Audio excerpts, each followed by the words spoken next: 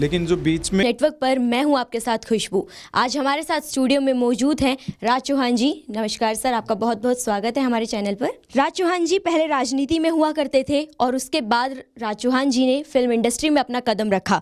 तो राज चौहान जी, मेरा आपसे सवाल है कि अचानक आपने फिल्मी दुनिया की तरफ अपना रुख कैसे मोड़ा? मैम, नो डाउट आपका क्वेश्चन अच्छा है। तो स्टार्टिंग से मेरा ये रहता था कि कुछ लीक से हटके किया जाए, एंड कॉलेज टाइम से ही मेरा ये रहता था कि एक लीडरशिप की भावना थी। तो उसके ज़रिए फिर मैं एक्चुअली सोशल एक्टिविटीज़ करते हुए कॉलेज से भी, एंड फिर राजनीति में मैंने बीजेपी ज्वाइन किया। और बीजेपी से पहले मैं जो आरएसएस की एक विंग होती है तो उसमें मैं काफ़ी एक्टिव रहा, एंड बजरंग दल का गुड़गांव का संयोजक रहा, एंड उसके बाद में बीजेपी मैंने ज्वाइन किया और काफ़ी अच्छा काम किया। उस टाइम पे बीजेपी में गिने चुने कार्यकर्ता रहते थे। तो ये मेरा सफ़र रहा मैम। आपने कितना जो अपना समय है, अपना ज़िंदगी का सफ़र जो है राजनीति में बिताया है? मैंने ये देखो कि कॉलेज टाइम से ही मैं बीजेपी ज्वाइन करके, एंड मैंने लगभग ये मान के चलो 30 ईयर्स के नियरेस्ट में मैंने राजनीति को दिया। और अभी भी मैं बीजेपी से जुड़ा हुआ हूँ। मैं कोई भी कार्यक्रम होते हैं, किसी तरह की कोई एक्टिविटी होती है तो मेरा कोशिश रहती है उसमें पार्टिसिपेशन करने की। आपके हिसाब से आज की जो फिल्में हैं और जो पुराने ज़माने की फिल्में हुआ करती थी, उनमें क्या खास अंतर आया है?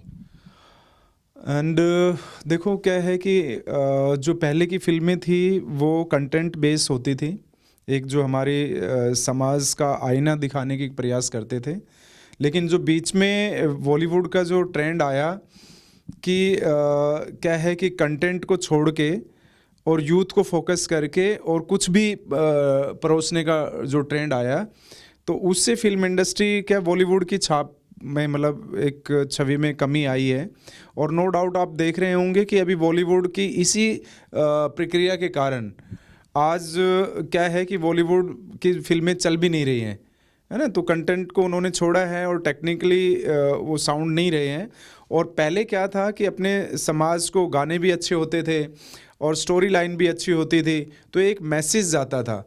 और बीच में अभी क्या है कि इस तरह की चीज़ें हुई, ना उनकी स्टोरी लाइन रहती है ना कोई कंटेंट रहता है। तो वो स्टारडम के बेस पे वो कोशिश करते हैं कि मतलब स्टार के बेस पे ही वो फिल्म चल जाएगी।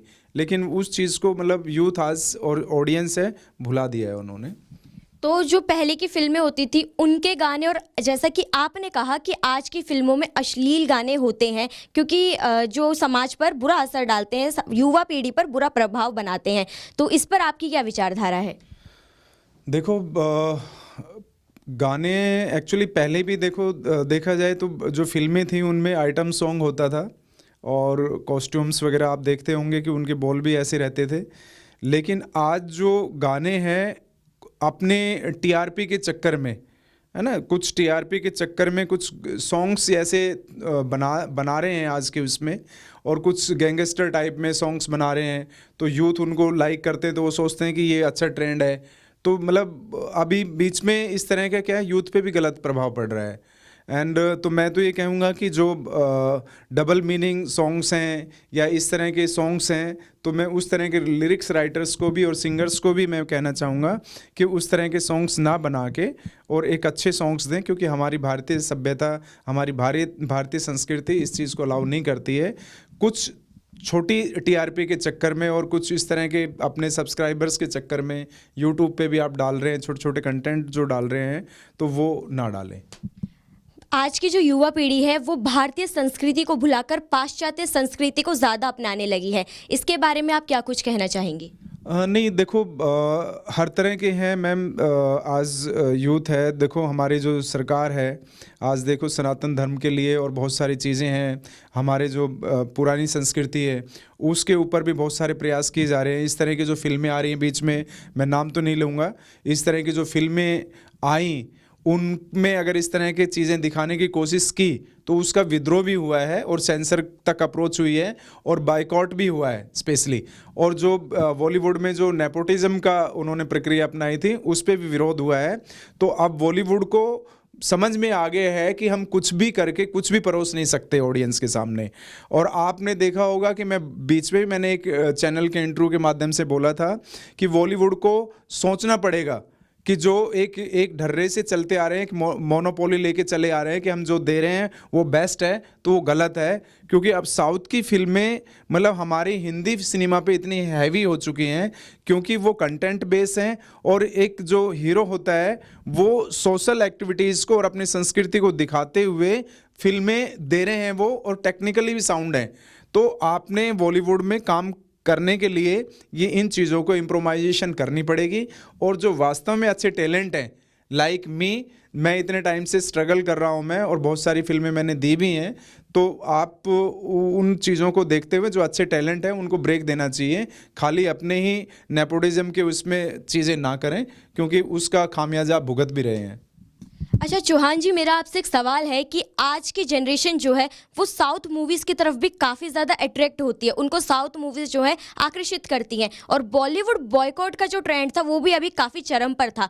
तो इसके हिसाब से आपको क्या लगता है कि बॉलीवुड जो ट्रेंड है बॉयकॉट का, क्या जल्द ही बॉलीवुड में फिल्में आना ख़त्म हो जाएंगी? नहीं, ऐसा तो नहीं कह सकते कि ख़त्म हो जाएंगी।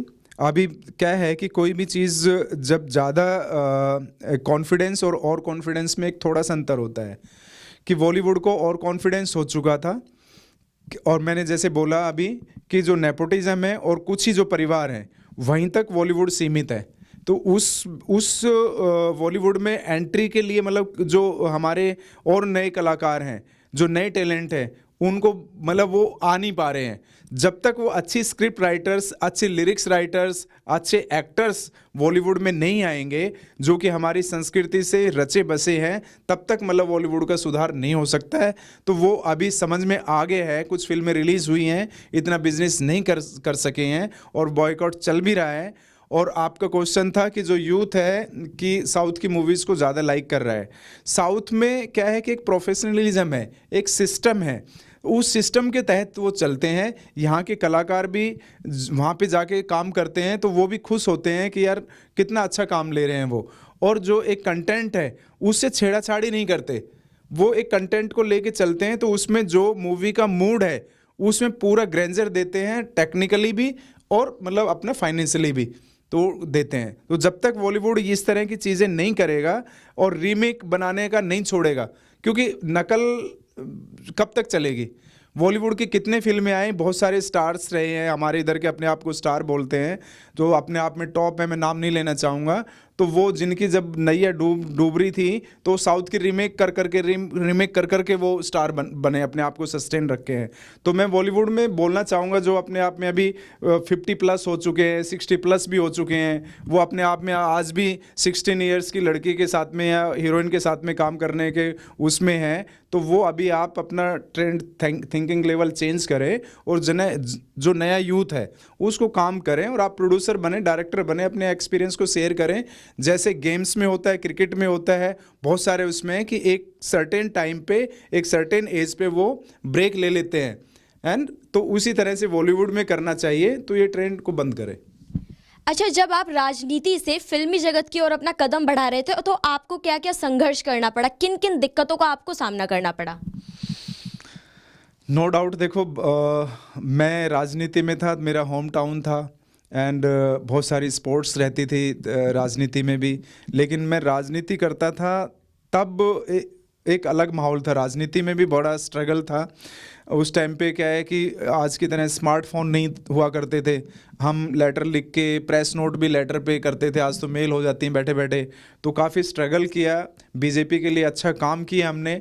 जब कोई मतलब दूर दूर तक कार्यकर्ता नहीं मिलता था, बूथ पे हमारे कार्यकर्ता नहीं होते थे, कोई उन थैला पकड़ने वाला नहीं होता था, तो उस टाइम पे मैंने काम किया। और फिर मैंने ये था कि भाई अपना दायरा बढ़ाया जाए। मेरे एक अच्छा कॉन्फिडेंस लेवल था और लोगों के अंदर एक्सेप्टेंस थी। तो फिर मैंने ये देखा कि मैं अपना दायरा बढ़ा के, नेता अभिनेता एक सिक्के के दो पहलू होते हैं, तो दोनों पब्लिक फेस होते हैं। तो फिर मैंने कहा कि भाई मेरे अंदर टैलेंट है, तो फिर मैंने राजनीति करके बॉलीवुड में आया मैं। और वहाँ पे मेरा कोई माई बाप नहीं था, कोई मतलब गॉडफादर नहीं था। तो उसमें दिक्कत तो आई, नो डाउट। और काफ़ी मैंने तन मन धन का लॉस भी किया, और एक अच्छी सिनेमा मैंने बनाया। दबंग छोरा मैंने मूवी बनाई, जो कि हरियाणा को मैंने डेडिकेट किया। उसमें मैंने अच्छे स्टार कास्ट ली, लोगों का बहुत अच्छा प्यार मिला। उस मूवी से एक कॉन्फिडेंस लेवल बना, और मैंने खुद उसमें अपना सेंटर कैरेक्टर किया। तो तब से फिर मेरी जर्नी स्टार्ट रही। लेकिन मेरे टीस ये रही कि हमारे हरियाणा के भी बहुत सारे डायरेक्टर्स रहे, एक्टर्स रहे, लेकिन उनकी तरफ से कोई सपोर्ट नहीं मिली। आज तक भी कोई सपोर्ट नहीं है। कहने को रहता है कि हम नॉर्थ इंडियन हैं, आपस में सपोर्ट करते हैं, लेकिन कोई एक दूसरे को सपोर्ट नहीं कर रहा है। केवल हरियाणा में जब आते हैं तो कहते हैं कि हम हरियाणवी हैं और भाई कोई प्रॉब्लम हो बताना, लेकिन कोई ऐसा वो नहीं रहता है। तो मैं तो ये चाहूँगा कि आपस में मिल के, और ये क्रिएटिव फील्ड है कि एक अपने देश के लिए, अपने समाज के लिए अच्छा सिनेमा हम तब दे सकते हैं, अच्छी राजनीति हम तब दे सकते हैं जब हम एक दूसरे को सपोर्ट करके आगे बढ़े। अच्छा, आप मुझे ये बताइए चौहान साहब कि आपने अब तक कितनी फिल्मों में काम किया है, और क्या दर्शकों को आने वाले समय में आपकी कोई नई फिल्म देखने को मिल सकती है? हाँ मैम, अभी मैंने देखो हरियाणा से मैंने अपना स्टार्ट किया था स्ट्रगल, एंड आज भी मैं कहूँगा कि स्ट्रगल है, क्योंकि जो एक मुकाम मिलना चाहिए वो अभी तक मेरी टीस है कि वो मुकाम नहीं मिल पाया है। तो मैंने हरियाणा में दबंग छोरा, फिर मैंने भोजपुरी में 4-5 फिल्में की, उसमें 3-4 फिल्में मेरी सुपर हिट है। पंजाबी में मैंने की, एंड हिंदी में मैंने किया, कलर्स पे मैंने काम किया। तो इसी तरह से मेरा काफ़ी एंटरटेनमेंट का रहा है।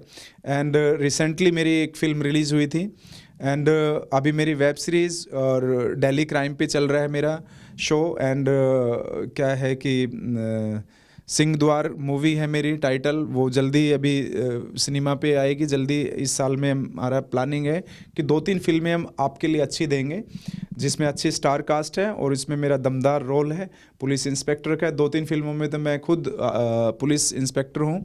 एक मेरी आर्मी बेस पे है फिल्म है। तो अच्छे कंटेंट हैं, आप लोगों का प्यार मिलेगा, और अच्छे सिनेमा हम दे रहे हैं।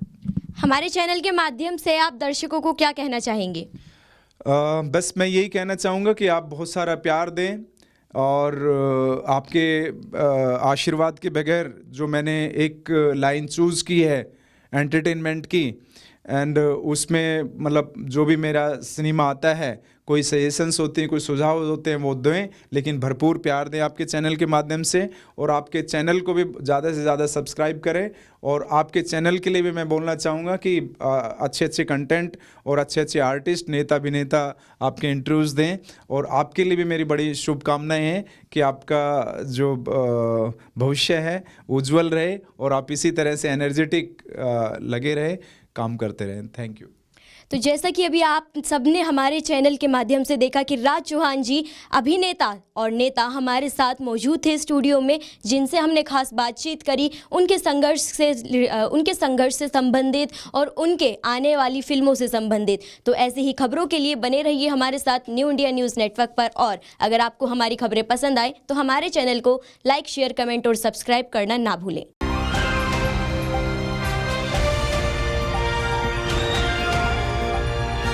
दिल्ली, हरियाणा, उत्तर प्रदेश, राजस्थान की हर खबर के साथ देखते रहिए न्यू इंडिया न्यूज़ नेटवर्क।